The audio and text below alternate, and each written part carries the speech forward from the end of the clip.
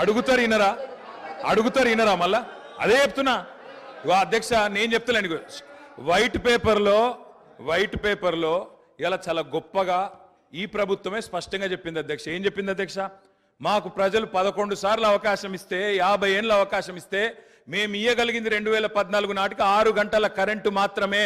అంతటి అసమర్థత మాది, అంతటి చేతగానితనం మాది అని వాళ్ళే ఒప్పుకున్నారు అధ్యక్ష. చెప్పనండి అధ్యక్ష, నేనేం అన్పార్లమెంటరీ మాట్లాడతలేను, శ్వేతపత్రంలోదే మాట్లాడుతున్నా అధ్యక్ష. కాంగ్రెస్ అధ్యక్ష ఇప్పుడు మీది కాంగ్రెస్ పార్టీ కాదు సార్ అధ్యక్ష, మీరు మాకు అవకాశం ఇవ్వాలి సార్. తప్పు సార్ సార్, ఆయన మాట్లాడినప్పుడు నాకు అవకాశం ఇవ్వాలి మీరు దయచేసి అధ్యక్ష. విజయవాడలో రాయలసీమ థర్మల్ పవర్ కేంద్రం ఎక్కడ పెట్టిన అధ్యక్ష? కడపలో బొగ్గుందా అధ్యక్ష? కడపలో నీళ్లున్నాయా అధ్యక్ష? విజయవాడలో బొగ్గుందా? ఇలా బాగా మాట్లాడుతున్నారు. ఆ రోజు తెలంగాణలో విద్యుత్ కేంద్రాలు కట్టకుండా తెలంగాణ ఏర్పడే నాటికి 2700 లోటు మెగావాట్లతో 2700 మెగావాట్ల లోటుతో ఆనాడు మాకు నష్టాల్లో అప్పజెప్పిపోయింది. వీలు కాదా అధ్యక్ష? 6 గంటల కరెంట్ ఇచ్చింది వీలు కాదా? నేదునూరు గురించి మాట్లాడుతున్నారు అధ్యక్ష, నేదునూరు గురించి చెప్తా అధ్యక్ష. నేదునూరులో భూసేకరణ చేసి ఆయన చెప్పిందే చెప్తున్నా సార్. నేదునూరులో గ్యాస్ ఆధారిత విద్యుత్ కేంద్రం పెడతామన్నారు. శంకర్పల్లిలో జయపాల్ రెడ్డి గారు, మేము ఒక నేదునూరులోనే ధర్నా చేయలేదు సార్. మీ జిల్లా శంకర్పల్లిలో కూడా మేమే ధర్నా చేసినాం, నేదునూరులో కూడా మేమే ధర్నా చేసినాం. 2 దగ్గరలో రైతుల భూములు తీసుకున్నారు. గ్యాస్ సార్ ఇప్పుడు మంత్రులకు ఆవేశం రావచ్చు, పాపం వారికి ఏదో గతంలో ఏదో అవమానం జరిగిందని బాధపడుతుండొచ్చు. కానీ మరి స్వయంగా ఈ ముఖ్యమంత్రి గారే మా నాయకుడు కేసీఆర్ గారి పిండం పెడతా అని చెప్పి మాట్లాడిన నాయకుడు సార్. దాని గురించి నేను పోను, కానీ దాని లోపలికి నేను పోను. కానీ అధ్యక్ష వారికి తెలవాలా, మంత్రి వారికి తెలవాలా. ముఖ్యంగా శ్వేతపత్రం ప్రచురించింది ప్రభుత్వం, అన్ని సమగ్రమైన సమాచారంతో అవగాహనతో రావాలి. నేదునూరులో ఎక్కడ మానకొండూరు నియోజకవర్గం నేదునూరులో, అదేవిధంగా శంకర్పల్లి ఇవాళ చేవెళ్ళ నియోజకవర్గం శంకర్పల్లిలో ఆనాడు యూపీఏ ప్రభుత్వం ఉన్నప్పుడు గ్యాస్ ఆధారిత విద్యుత్ కేంద్రాలు నెలకొల్పుతామని చెప్పి భూసేకరణ చేసిండ్రు, రైతుల దగ్గర తీసుకున్నారు.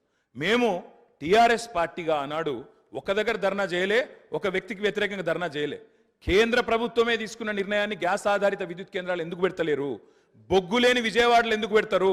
బొగ్గు నీళ్లు లేని రాయలసీమలు ఎందుకు పెడతారు?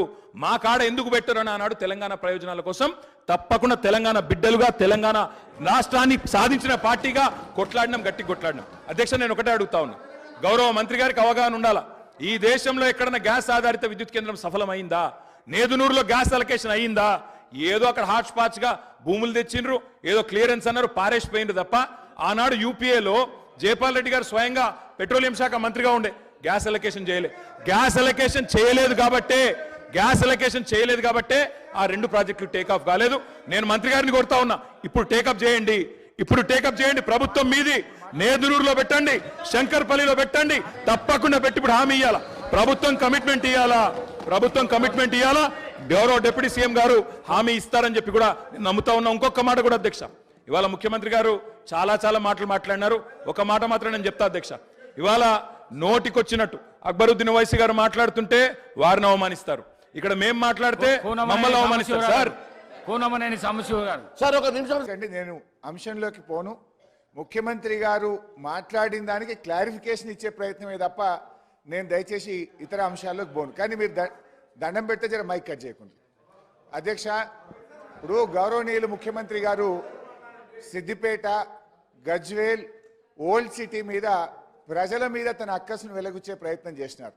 సిద్దిపేటలో కాంగ్రెస్ పార్టీ గెలవలేదనో, గజ్వేల్లో కాంగ్రెస్ గెలవలేదనో, ఒక్క నిమిషం, ఓల్డ్ సిటీలో గెలవలేదని ఆయన ఏమన్నారంటే బిల్లులు అక్కడ ప్రజలు కట్టలేదు అని అన్నారు. ఇది వాస్తవం కాదు. అక్కడ ఏదన్నా ఒక లిఫ్ట్ ఇరిగేషన్ ప్రాజెక్టుదో ఒక ఇండస్ట్రియలిస్ట్ ఎవరైనా కట్టకపోతే ఇవాళ మీరు ప్రభుత్వంలో ఉన్నారు కనుక మీరు ఆ బిల్లులు వసూలు చేయండి తప్ప మొత్తం ఆ నియోజకవర్గ ప్రజల్ని బదనాం చేసే విధంగా మాట్లాడడం సబబు కాదు అని మీ ద్వారా విజ్ఞప్తి చేస్తున్న అధ్యక్ష. ఇక రెండో విషయం అధ్యక్ష, ముఖ్యమంత్రి గారు ఇంకో విషయం అన్నారు. బీఆర్ఎస్ పార్టీ కాంగ్రెస్తో పొత్తు పెట్టుకుంది, తెలుగుదేశంతో పెట్టుకుంది, ఎంఐఎంతో పెట్టుకుందని అన్నారు అధ్యక్ష. అవును, మేము పెట్టుకున్నాం. నిజంగా టీఆర్ఎస్ పార్టీ ఆ రోజు 2004లో కాంగ్రెస్ పార్టీతో పొత్తు పెట్టుకొని మీరు తెలంగాణ ఇస్తామని కామన్ మినిమం ప్రోగ్రాంలో పెట్టి రాష్ట్రపతి నోట చెప్పి మీరు మోసం చేసిండు కనుకనే మిమ్మల్ని వదిలిపెట్టి ఆ రోజు తెలుగుదేశం పార్టీతో పొత్తు పెట్టుకున్నాం అధ్యక్ష.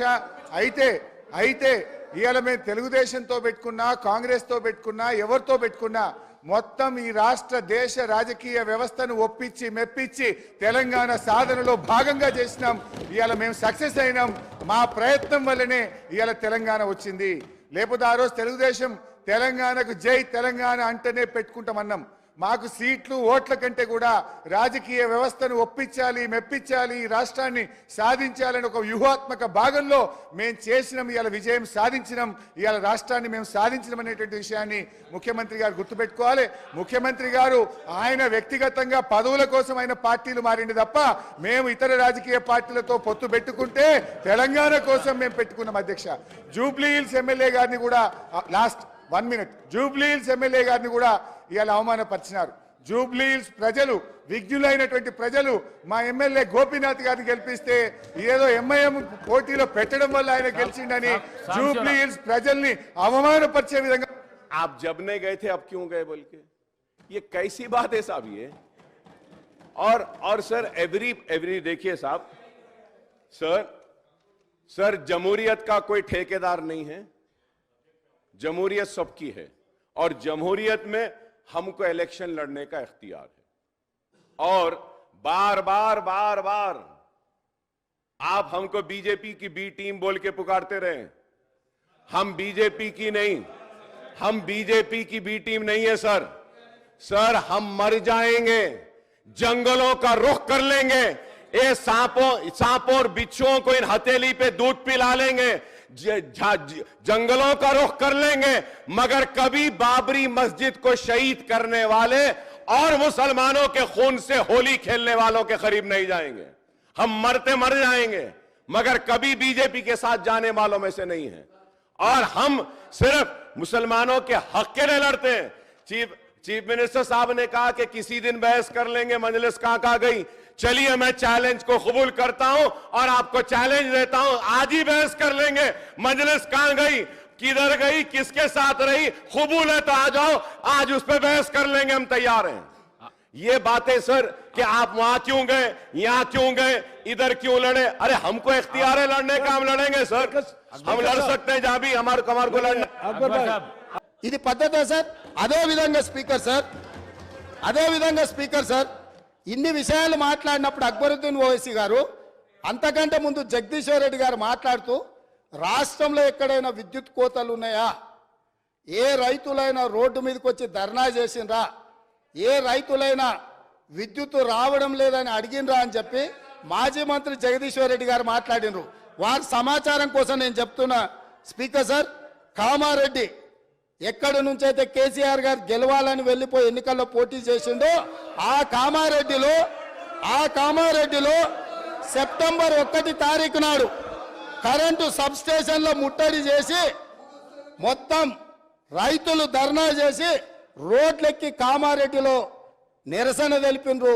24 గంటలు కాదు కదా, 10 గంటల విద్యుత్తు కూడా ఇవ్వడం లేదని కామారెడ్డి శాసనసభలో ఆ నియోజకవర్గంలో కామారెడ్డి జిల్లా బాగర్తిపల్లి సబ్స్టేషన్ ఎదుట ఆందోళన చేస్తున్న రైతులు, వేములనర్వ శివారులో ఎండిపోయిన మొక్కజొన్న పంటను మేస్తున్న గొర్రెలు.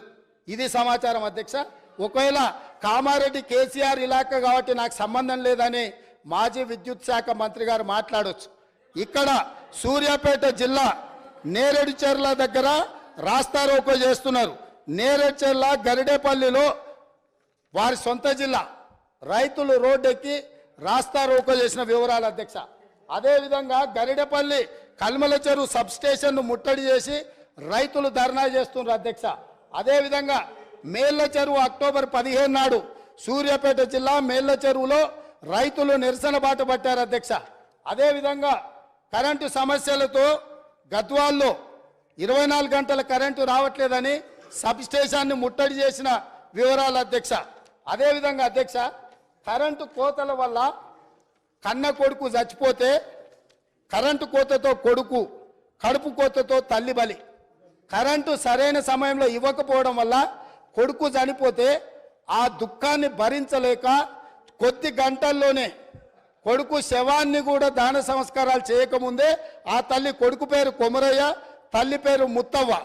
డోర్నకల్ వరంగల్ ప్రాంతంలో 2 ఏళ్లుగా వ్యవసాయం కలిసి రావడం లేదని అప్పులు పెరిగిపోయాయి. వాటిని తీర్చేందుకు కొమరయ్య సాగును పెంచాడు.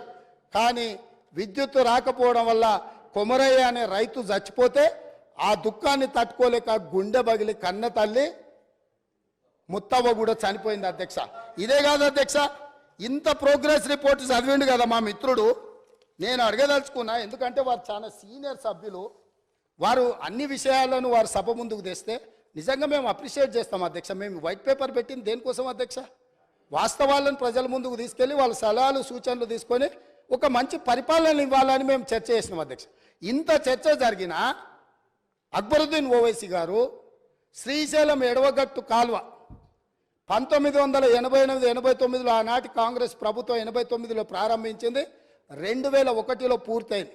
20 సంవత్సరాల నుంచి శ్రీశైలం ఎడవగట్టు కాలువ మీద 900 మెగావాట్ల విద్యుత్ ఉత్పత్తితో నడుస్తున్న ప్రాజెక్టు నీళ్ల ద్వారా నడిచే ప్రాజెక్టు అధ్యక్ష. అక్కడ ఈ ప్రాజెక్టును మేము నిర్మిస్తే నిర్వహణ లోపం వల్ల ఆగస్టు 22, 2020 నాడు ప్రభుత్వ నిర్లక్ష్యం వల్ల వారికి ఎందుకు వస్తుంది? వివేకానంద గారు సార్, వారు తెలంగాణ వారి ఎలా గౌరవ సభ్యులు మాట్లాడుతూ సిద్దిపేట ప్రజలు బిల్లులు ఎక్కడ కూడా ప్రజలనే పదం రాలే ఉంటేదాన్ని తప్పకుండా మీరు ప్రజల పదం రాలే. ప్రజలు ఒక నిమిషం ఆగే, ఒక నిమిషం. సిద్దిపేట ప్రాంతానికి సంబంధించి వారు చెప్పినట్టుగా అది వాటర్ ప్రాజెక్టుదా ఇంకేదా ఆ డెఫినేషన్లో పోలేదు. అక్కడ నుంచి బకాయిలు రావాల్సి ఉండే, వారు గౌరవ సమర్థవంతమైన శాసనసభ్యులు బిల్లు కట్టేయాల్సి ఉండే అన్నారు తప్ప దానికి మీరు అంతలో దొంగ అంటే భుజాలు జరుపుకునే అవసరం. తర్వాత మీరు చెప్తా ఉన్నారు ఇవాళ, అరే నేనేమన్నా భుజాలు జరుపుకునే అవసరం లేదు, ప్రజల గురించి మాట్లాడలేదని చెప్తా ఉన్నాం గారు చెప్తా ఉన్నా. తర్వాత అధ్యక్ష ఇంకొక మాట, ఇలా తెలంగాణకు సంబంధించి చెప్తారు, తెలంగాణ కాంగ్రెస్ చేయకపోతే వదిలి వచ్చింది అధ్యక్ష. ఇలా తెలంగాణ తెస్తేనే మీరు 10 సంవత్సరాలు మంత్రులు, దయచేసి ఆ విషయం మర్చిపోవద్దు. ఇలా తెలంగాణ తేకపోతే తెలంగాణ పార్లమెంట్ ఆర్టికల్ 3 ఇవాళ మీ పార్లమెంట్ సభ్యులు కేశవరావు గారు కానీ కాంగ్రెస్ పార్లమెంట్ సభ్యులు లేకపోతే తెలంగాణ ఎక్కడ అధ్యక్ష? ఇలా వీళ్ళు మాట్లాడతారు. ఆనాటి నాయకత్వం ఒకరని చెప్తానా, అన్పార్లమెంట్ అయితే తెలుగుతాం కానీ వీడికే ఏం రాకుండా పోయినా కూడా పార్లమెంట్లో తెలంగాణ బిల్ పాస్ అయిపోతే రాకపోతుంది అధ్యక్ష. ఆనాడు స్పీకర్, లోక్సభ స్పీకర్, ఆనాడు సభ్యులు పోడియం దగ్గర లొల్లైతుంటే కూడా బిల్లు ఏ విధంగా బాధ్యాలు చేస్తే ఇట్లా మాట్లాడితే ఇట్లా బరుగుతే ఎట్లా నడుస్తాయి అధ్యక్ష? నేను అడుగుతా ఉన్నా, ఇలా బరాబరుగా కాంగ్రెస్ పార్టీ సోనియా గాంధీ గారి నాయకత్వంలో ఈ హౌస్ లో వాళ్ళ నాయకుడు చెప్పిండు సోనియా గాంధీ లేకపోతే తెలంగాణ వచ్చేది కాదు. ఇవాళ ఇట్లా మాట్లాడితే ఎట్లా అధ్యక్ష? ఆనాడు ఉండే పరిస్థితి వల్ల మేము మళ్ళీ చెప్తా ఉన్నాం, మా రాజగోపాల్ రెడ్డి గారు, మా డాక్టర్ వివేక్ గారు, మేము ఆయన వాళ్ళ ఎంపీ కేశవరావు గారు, ఇలా శాసన మండలి చైర్మన్ సుఖేందర్ రెడ్డి గారు అనగానే పార్లమెంట్ సభ్యులం లేకపోతే ఎక్కడిది తెలంగాణ అధ్యక్ష? సోనియా గాంధీ గారు లేకపోతే అధ్యక్ష. ఇంకొకటి సబ్జెక్ట్ ఇవేరు కాకుండా ఒకటి, గౌరవ నేను జగదీశ్వర్ రెడ్డి గారు మంత్రి గారిని అడుగుతా ఉన్నా, 10 సంవత్సరాలలో ఎన్ని సంవత్సరాలు విద్యుత్ శాఖ మంత్రి వారు తెలియదు అధ్యక్ష. కుసారు అయినా మెంబర్ ఆఫ్ ఈరోజు అధ్యక్ష 2010 అధ్యక్ష 2010 ఫిబ్రవరిలో ఆనాటి గౌరవ ముఖ్యమంత్రి గారు రోషయ్య గారు తెలంగాణ ఉద్యమం ఉన్నప్పటికీ కూడా మేము ఆనాడు శ్రీధర్ బాబు గారు, మేము గౌరవ శాసనసభ్యులు కేటీ రామారావు గారు శాసనసభ్యులు, మేము ఆనాడు నేదురూరులో ఒక పవర్ ప్లాంట్ ఫౌండేషన్ వేసుకున్నాం 3x700 2100 మెగావాట్కు. అధ్యక్ష నేను ఎందుకు చెప్తా ఉన్నానంటే ఆ పవర్ ప్లాంట్ ఫౌండేషన్ వేసుకున్నాం 2010లో. మేము పార్లమెంట్ సభ్యుని, గ్యాస్ అలిగేషన్ రాలే, ముఖ్యమంత్రి గారు అనేక సందర్భాల్లో లెక్క రాసిండు, 432 ఎకరాల జాగాను 13 కోట్లు పెట్టి ఆనాడు సేకరణ చేసిన అధ్యక్ష. పొల్యూషన్ సంబంధించినటువంటి అన్ని అనుమతులు వచ్చినాయి, వాటర్ శాంక్షన్ తీసుకున్నాం, దానికి సంబంధించిన పర్యావరణ అనుమతులతో పాటుగా మొత్తం అనుమతులు వచ్చాయి అధ్యక్ష. మేము చేస్తలేమని గౌరవ సభ్యుడు వేరే ఈ సభలలో పేర్లు వద్దు కాబట్టి చెప్తాను. నేను చెప్పినాక చెప్పు సార్, చెప్పు సార్. నేను గౌరవ సభ్యులు మిగతా లేని వాళ్ళ పేరు తీసుకోవద్దు కానీ నేను తీసుకుంటలేను. వాళ్ళు మా పిండ ప్రదానం చేసిన అధ్యక్ష అన్నాడు. నేను బతికున్నటువంటి పార్లమెంట్ సభ్యుడిని ఆ ప్రాజెక్ట్ ఎందుకు చేస్తలేరని మా పిండ ప్రదానం చేశారు. ఇవాళ వీళ్ళు 10 ఏళ్ళ అధికారులు, మేమేం చేయాలి అధ్యక్ష? వీళ్ళకి ఇవాళ ఆ ప్రాజెక్ట్ ఎందుకు కట్టాలి? బొగ్గు లేని యాదాద్రి బొగ్గులేని యాదాద్రి భద్రత చేస్తారు, నాకు సింగరేణి నాకు కూతవేటలు ఉంటుంది. నా ప్రాజెక్ట్ ఎదురు ఎందుకు చేయలేదు అధ్యక్ష? 432 ఎకరాల జాగా సేకరించి ఎదగట్లేదు ఉంది అధ్యక్ష. దానికి పర్యావరణ అనుమతులు కాదంటే మీకు పేపర్ పంపిస్తా. పర్యావరణ అనుమతులు, లోయర్ మైనర్ నుంచి నీటి శాంక్షన్, ఎవ్రీథింగ్ పబ్లిక్ హియరింగ్ కూడా అయింది అధ్యక్ష. పబ్లిక్ అరే రన్నింగ్ కామెంటరీ మంత్రివి, గౌరవనీయుడివి, నువ్వు ఇట్లా రన్నింగ్ కామెంటరీ చేస్తా మీరు? నేను అడుగుతాను సభాధ్యక్ష, ఇది మర్యాద కాదు. నేను అడుగుతాను, నాకు బిడ్డగా నా పిండ ప్రయాణం చేసిరు, ఇవాళ బతుకున్నాను పిండ ప్రయాణం చేస్తాం. వీళ్ళు వాళ్ళని ఏం చేయాలి అధ్యక్ష? వాళ్ళకి బాధ్యత లేదా? బాధ్యత లేదని అడుగుతాను. 10 ఏళ్ళలో వీళ్ళు తెలంగాణలో మేము పొడిచినాం, మేము తెచ్చినాం, మేము బంగారు తెలంగాణ ఇచ్చాం. ఏం చేసిన అధ్యక్ష 10 ఏళ్ళలో? 10 ఏళ్ళలో ఎందుకు చేయాలి? 10 కరీంనగర్ జిల్లా ప్రజలకు ఆనాడు నాకంటే ముందు పార్లమెంట్ సభ్యులు గౌరవ చంద్రశేఖరరావు గారు తెలంగాణ ఉద్యమాన్ని, తెలంగాణ నినాదాన్ని కాపాడుకోవడానికి ఉప ఎన్నికల్లో మళ్ళీ గెలిపిస్తే నా చర్మం వెలిచి చెప్పులు కుట్టిస్తాను. ఈ ప్రాజెక్టు చేయవా అధికారంలోకి వచ్చినాక? మీ బాధ్యత లేదా? నా పిండ ప్రదానం చేసిన దాంట్లో ఈ శాసనసభ్యులు ఉన్నారే, ఇలా మీ బాధ్యత లేదా? ఇలా మీరు మాట్లాడుతాను అధ్యక్ష. నా ప్రాజెక్టుకి సంబంధించి ఎందుకు చేయలేదో కూడా జవాబు చెప్పాల్సిన అవసరం నా జిల్లా ప్రజలకు వీళ్ళకి ఉందనే మాట మనం చెప్తాను.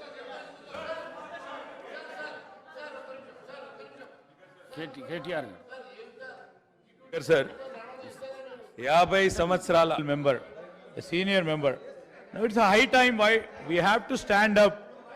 We have to stand up before all the 57 new members and show our eminence. Please try to understand. We are on the serious subject on the state finances. If I request honorable member, because the TRS doesn't have any reply on this, so they just want to sidetrack the issue. Please understand, Akbar Bhai. Akbar Bhai, if they have the guts, try to speak on the subject.